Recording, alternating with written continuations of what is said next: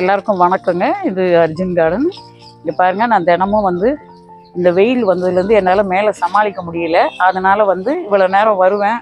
செடிக்கு வாரம் ஒரு வாட்டி ஏதாவது ஒரு உரம் கொடுக்கணும் இல்லையா? அப்போ தானே கொடுத்தா நல்லாயிருக்கும். இது 2 வாரம் ஊருக்கு போனதுனால என்னால் கொடுக்க முடியல. இப்போ பாருங்கள், நேற்று வந்து பஞ்சகாவியை அடித்து விட்டேன் எல்லா செடிக்கும். இன்றைக்கி வந்து கடல் பாசி கலந்த உரம் கொடுக்க சொன்னாங்க ஒருத்தங்க. நல்லா உரம் இந்த வெயிலுக்கு நல்லாயிருக்கும் அப்படின்னாங்க. அதனால் வாங்கிட்டு வந்து கொடுத்துருக்கேங்க. அது கொடுத்துட்டு இப்போ தண்ணி கொடுக்குறேன். தண்ணி கொடுத்தோன்னா அடுத்த வாரம் இந்த செடி எப்படி இருக்குன்னு பார்க்கலாம். வாங்க வீடியோக்குள்ளே போகலாம்.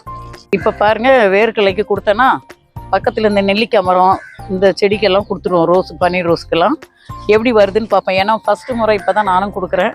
எல்லா செடிக்கும் அது ஒத்து வருதான்னு பார்த்துருவாங்க. ரோஸ் செடிக்கு இது கொஞ்சம் தான், ஏன்னா இயற்கை கொஞ்சம் போட்டுட்டேன். சரி காமிக்கிறேன். இங்கே பாருங்கள், இது வந்து கொடி சம்பங்கி வச்சுருந்தேன் பாருங்கள். அதுக்கு 2 போடுவோம். இந்த மல்லி பாருங்கள் எவ்வளோ பூத்துருக்கு பாருங்கள். எல்லாமே நான் ஊருக்கு போயிட்டேன் பாருங்கள், அது எடுக்கவே இல்லை. அது பூத்து கொட்டி இப்போ வெறும் இதுவாக இருக்குது. இதெல்லாம் கட் பண்ணி விடணும் இனிமேல். இப்போ அதுக்குள்ளே உங்களுக்கு 2 உரம் போட்டு விடுவோம்.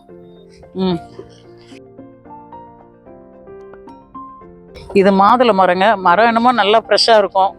காய் வரதை அணில்ஸ் எடுத்துகிட்டு போயிடுவாங்க.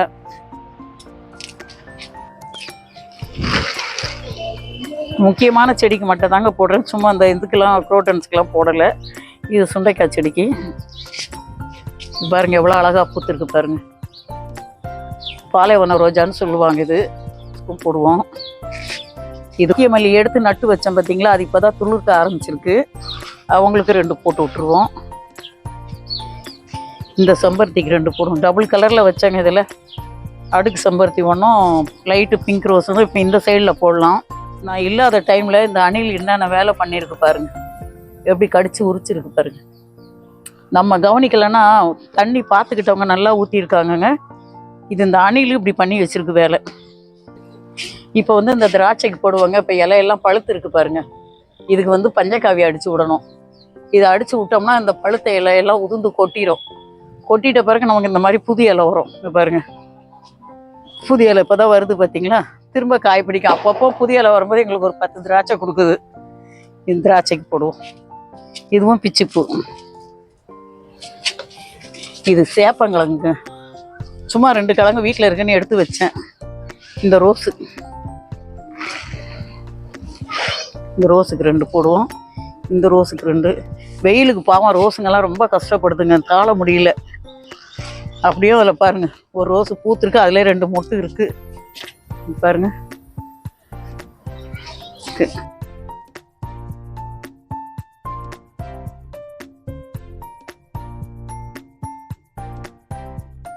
வந்து டபுள் கலரில் பூத்துது இல்லைச்சா, எல்லோவும் பிங்க்கும் கலந்த மாதிரி. அதுக்கு 2 போடலாம்.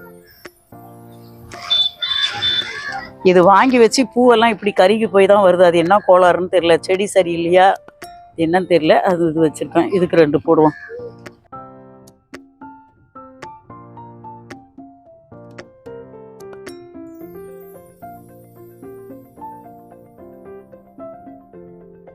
இப்போ பாருங்கள், இதுக்கு உரம் போட்டோம் இல்லையா.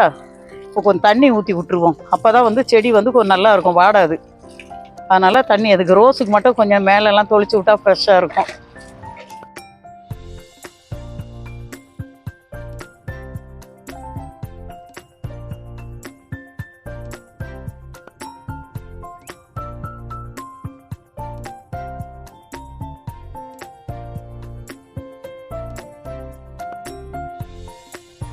ஒரு 10 நாள் கழிச்சிட்ட உடனே இதில் வந்து அரிசி கழுவுற தண்ணி சேமித்து வைக்கணுங்க.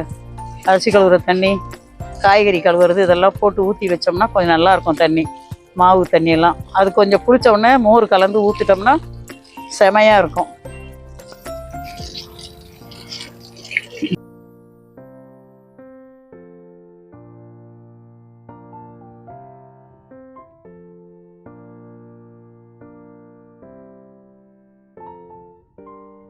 குருவிங்களுக்கு வேறு தண்ணிங்க. இது தண்ணி, அரிசி, சாப்பாடு. மார்க்கெட் போனால் பழம் வாங்கிட்டு வருவேன். பழத்தை எடுத்துகிட்டு வந்து கொடுப்பேன். இதுவே நல்லா ஃப்ரெஷ்ஷாக ஆயிடுச்சுன்னா விட்டுருவேன். இல்லைன்னா இது விதை எடுத்து போட்டு நாற்று நட்டு வச்சு வர வைக்கணும். ஏன்னா ரொம்ப பழசாயிடுச்சு. டீப்பில் வச்சுருக்கோம். அணில் இதுக்கு முந்தி வந்து பயந்து ஓடிடும் நம்மளை கண்டா. இப்போ நம்ம கூட சேர்ந்து விளையாடுது அதுவும், அணிலும்.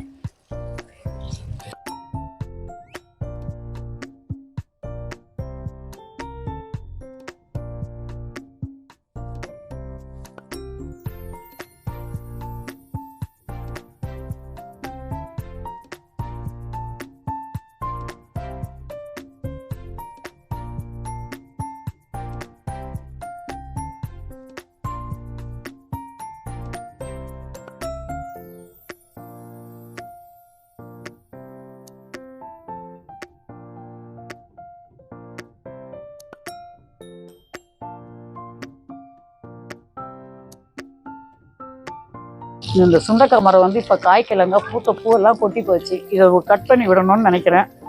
ஏன்னா வெறும் குச்சியும் 2 இலையும் தான் தெரியுது. அதனால காயெல்லாம் எடுத்துகிட்ட பிறகு திரும்ப அது காய் பிடிக்கவே இல்லை. அதனால் கட் பண்ணி விட்டுட்டு பண்ணணும். அது நாளைக்கு ஃப்ரீயாக இருக்கும்போது செய்யணும். வந்து இந்த வெயிலில் வந்து மத்தியானத்தில் என்னால் நிற்க முடியல. காலையிலே ஆரம்பிச்சிருதா வெயில்.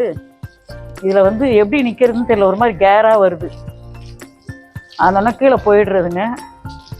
போயிட்டு வந்து இந்த மாதிரி சாயந்தர நேரத்தில் தான் இப்போ கொடுக்குறது. இப்போ ஒரு 2 வாரமாகவே ஊருக்கு போகிறதுக்கு முன்னாடியிலேருந்து இப்படி தான் கொடுத்துக்கிட்டு இருக்கேன். சாயந்தரத்தில் தான்.